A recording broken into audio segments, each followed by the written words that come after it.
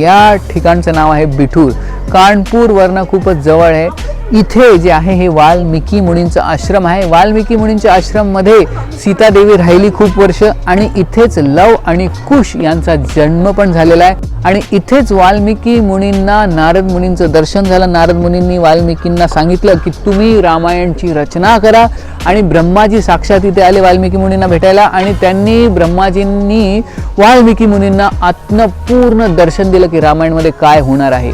आणि या ठिकाणी वाल्मिकी मुनींनी पूर्ण रामायण 24,000 श्लोकांची रचना केली.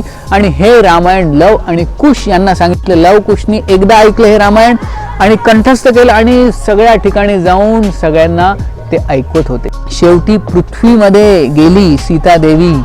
ते पण हेच स्थान आहे